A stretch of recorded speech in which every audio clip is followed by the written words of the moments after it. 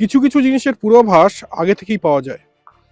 1 ফেব্রুয়ারি যখন পাকিস্তান সরকারের তরফ থেকে ঘোষণা করা হয় যে পাকিস্তান আহ, ভারতের বিরুদ্ধে খেলবে না ওয়ার্ল্ড কাপ খেললেও, তখন কিন্তু অনেকেই অনুমান করেছিলেন এটা জাস্ট একটা ব্ল্যাকমেলিং, মানে এটা বলা হচ্ছে কিন্তু আলটিমেটলি তারা খেলবে, ইউটার্ন নেবে।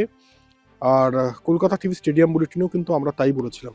অবশেষে দেখলেন কি হলো গতকাল রাতে, এবং পাকিস্তান খেলছে, পাকিস্তান ভারতের বিরুদ্ধে খেলছে, এবং ভারত কিন্তু তৈরি অবশ্যই, মানে ভারত আজ এই মুহূর্তে অরুণ জেটলি স্টেডিয়ামে আহ, অনুশীলন করছে ভারতীয় ক্রিকেটাররা, তারা যথেষ্ট তৈরি।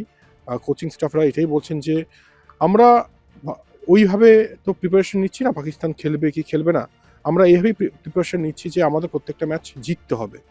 তো পাকিস্তান খেলবে, এবং এর ফলে যেটা হলো ক্রিকেটের ইকোসিস্টেমটা বেঁচে গেল।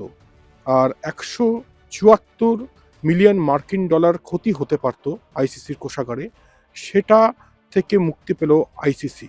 কারণ ওয়ার্ল্ড কাপের যে বিল্ড আপ এবং ওয়ার্ল্ড কাপের যে ইউএসপি, সেটা কিন্তু ভারত পাকিস্তান ম্যাচ, যে যাই বলুক না কেন ভারত পাকিস্তান ম্যাচ, এবং সেটা পাকিস্তানও জানে, সেটা ভারতও জানে।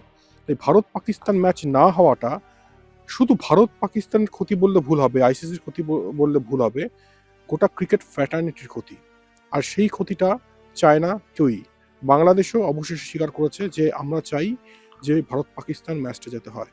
বাংলাদেশের আহ, কিছু দাবি মেনে নেওয়া হয়েছে, কোনো রকম পেনাল্টি পড়ছে না বাংলাদেশের ক্ষেত্রেও।